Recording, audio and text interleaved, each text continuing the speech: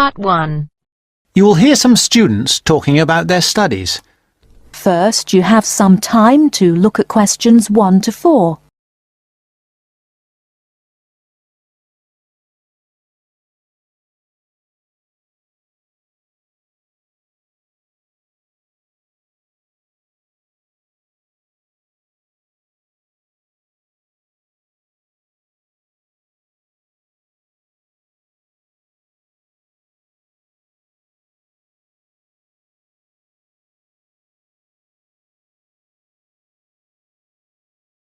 Listen carefully and answer questions 1 to 4.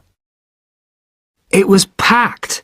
There simply aren't enough seats in Theatre 4. There were people on the stairs, people in the aisles. I don't imagine everybody was able to get in. Was Jack with you? No, of course not. I saw him with a pile of journals in the library as I walked past. You haven't seen him because you've been in here in the kitchen drinking coffee all morning, whereas he has been studying hard. Not me. I've been in my bedroom reading for my assignment on education in the classical world. Very interesting. It was easier than I expected. I should have been at the gym training for my next race, but that'll have to wait.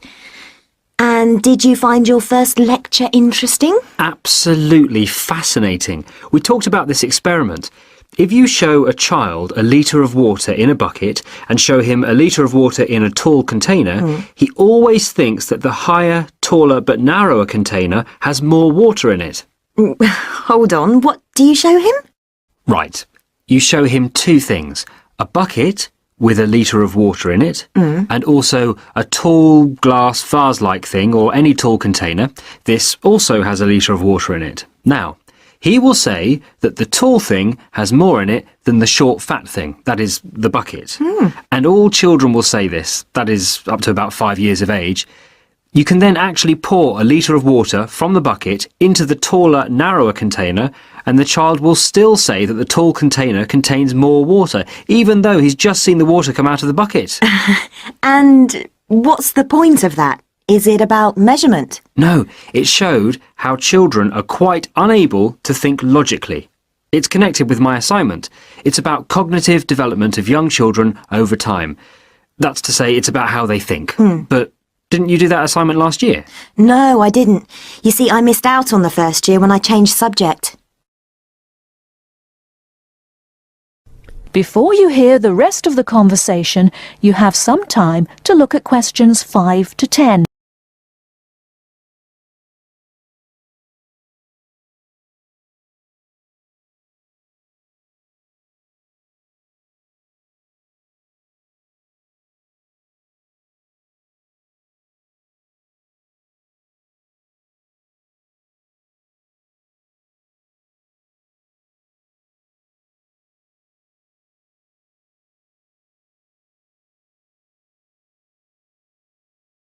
Now listen and answer questions 5 to 10.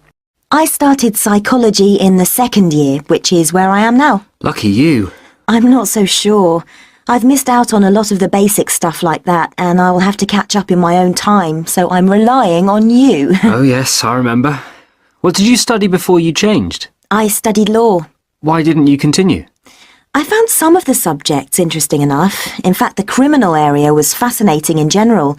But a lot of the law is very technical. It's full of little details which can be very difficult to understand. And I've got a terrible memory too. I could never get all the rules and exceptions into my head. My number one hate really was international trade, which was a minefield of rules and exceptions. In fact, I think it was a complete nightmare. But law is such a popular subject. Lots of people would like to study it. I'm sure they would, but they often don't realise that it's very book-based. You spend most of your time reading about famous cases sitting in a stuffy library, and very occasionally you get out to a lecture or maybe a seminar. What do you find that's better about psychology? Most of all, I like the experimental psychology we have to study. This involves doing something, so it's practical, and with any luck you can make a small, very small, contribution to knowledge. And it is so useful in many careers, for example, business, commerce, education. Law is too, you know. Yes, but the training is so long. You have to spend at least another 2 years on a professional practice course before you can start working. No, I'm happy with psychology. Well, as a psychology student too, I must say I agree with absolutely everything you've said, of course. That is the end of part 1. You now have half a minute to check your answers.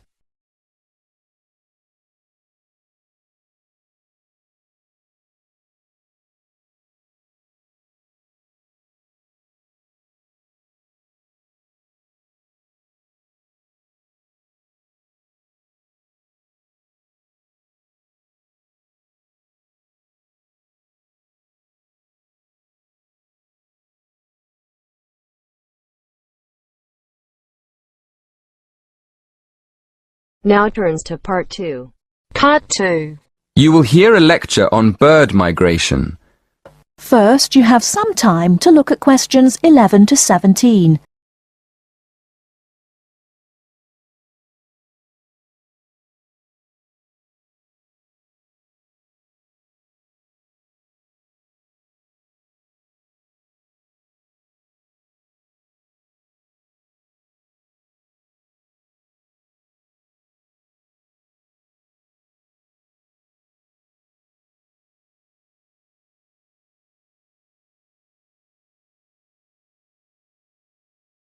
Now, listen carefully and answer questions 11 to 17. My lecture this evening will focus on the migration of birds. That is, how birds fly in big groups from different parts of the world at certain times of the year. In the first part of the lecture, I'll talk about the reasons why birds migrate, when they migrate, and which parts of the world they migrate from and to. To start with, why do birds migrate? Well, there are two main reasons. One, they migrate to look for food, and two, they travel to parts of the world that are more suitable for breeding. In fact, these reasons are closely linked. As you can imagine, when birds are breeding, they need extra food to feed their young. And in the spring, in the cooler climates of Europe, there is a lot of food for birds, especially insects. So, generally, during the spring, birds fly up from the tropics, which are hot, to cooler climates in the north. They stay there for a few months to bring up their young. And then, when the weather in the north gets cold in the winter, they fly back to warmer climates in the south. Now I'd like to talk a bit about how global warming has affected bird migration. One of the effects of global warming has been to make the spring come earlier in the northern regions of the world. When spring comes early, the plants and insects that birds need to bring up their young are also available earlier. Research has shown that quite a lot of birds have started to migrate earlier because of higher temperatures. But unfortunately for some species, this hasn't been early enough.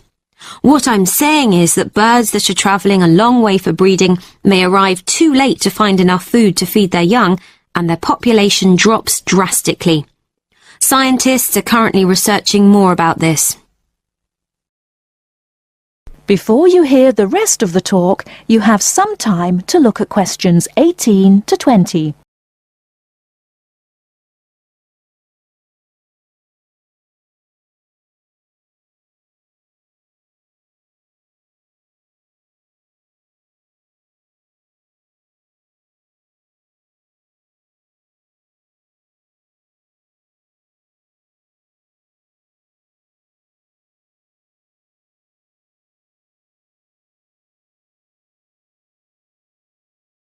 Now listen and answer questions 18 to 20. Now, I thought I'd finish by just briefly describing a few different patterns of migration. Migration varies with the type of bird and the area they come from. For example, one kind of migration is partial migration. This means that some birds in a particular species will migrate and others won't. It usually depends on how the weather affects food supplies, and very often happens in the tropics. In another migratory pattern, a bird called an Arctic tern migrates the whole length of the globe, from the North Pole to the South. The Arctic tern travels between 12 and 15,000 kilometres each way when it migrates in a complete circle around the world. It's quite amazing. Right, and lastly, I'd like to mention a pattern which isn't nearly as spectacular, but is very interesting. And this is the way many birds migrate across North America. In this pattern, the birds fly northwards in the west of the country and then back south again in the east. So, if you imagine it, they're actually migrating in a circular pattern, like the hands of a clock, not in a straight line, as we might think. That is the end of part 2. You now have half a minute to check your answers.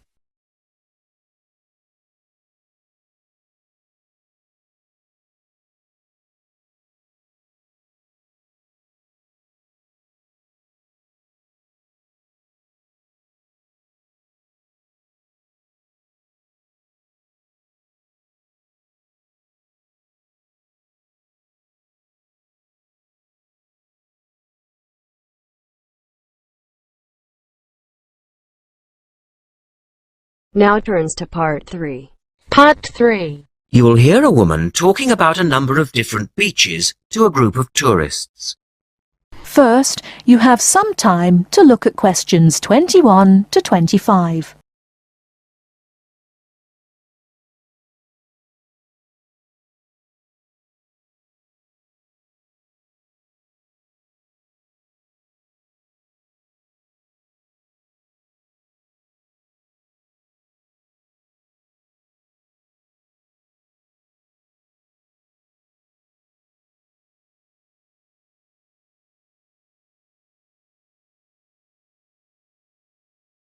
Now listen carefully and answer questions 21 to 25.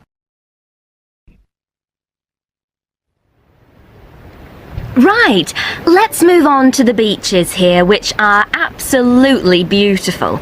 You do have over 100 to choose from. They're mostly sandy beaches and they vary from the largest, which is 2.5 kilometers long, to tiny sandy coves. But there are a few that I'd really recommend you to visit. So, looking at this pamphlet, first of all, there's Bandela Beach. This beach is 1 kilometre away from the old fishing village of Bandela, which is a beautiful spot. If you park in the car park behind it, there's a small path which leads down to the bay. It's very pretty because the whole beach is backed by pine trees, so it's very sheltered. The beach itself is very clean and the water is shallow and safe. That, together with the soft sand, make it an ideal beach for children and non-swimmers. A little further round the coast, again to the east, in the eastern corner of the island, is the spectacular Da Polata Beach, which is basically a long inlet. The land around this beach is marshland. It's all marsh, and there's a stream which winds through it, and the stream goes into the sea. And the beach has lovely pale gold sand. Access to this beach is quite tricky and not for the less energetic. You have to go down a long flight of steps, 190 to be exact. But you'll be relieved to know that there's also a road which winds down to a car parking area.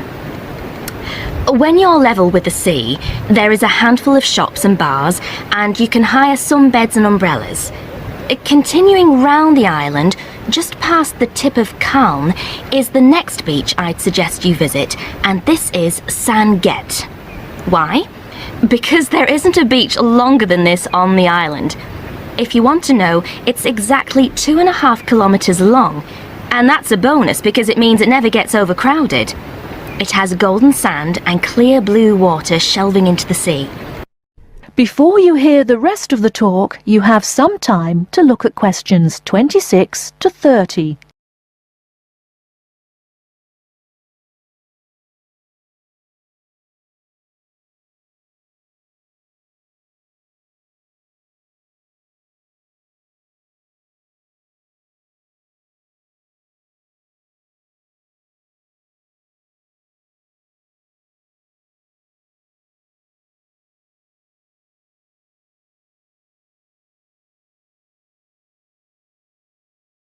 Now listen and answer questions 26 to 30.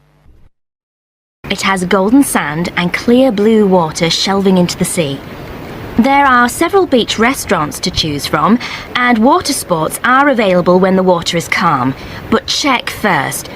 This beach operates a flag system, as the sea can get rough, and you should always swim between the flags.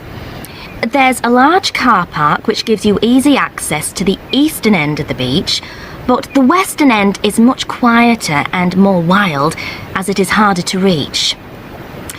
Blanaka is another popular beach, just in the northwest corner of the island.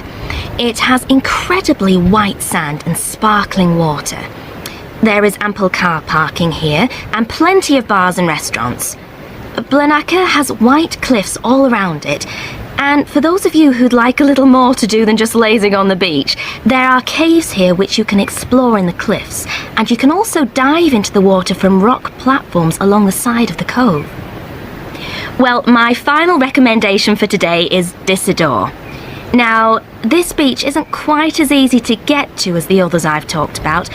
It's quite a remote little beach, tucked away here next to Blanaka. You can reach Disador by a steep slope which goes over some sandbanks. The beach itself is small and pretty, with a reddish-coloured sand and some stony areas on its eastern side.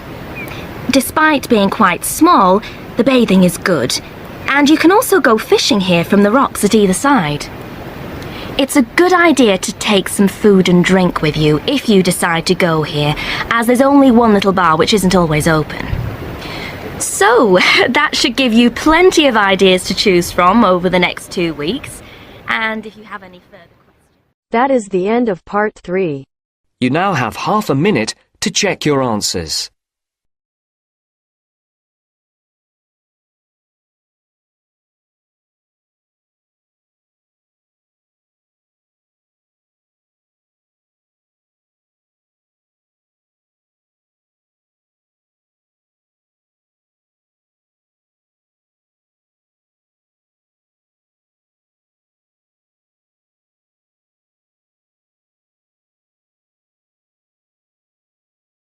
Now turns to part 4. Part 4. Listen to the introduction about Tower Bridge and complete the summary. First, you have some time to look at questions 31 to 40.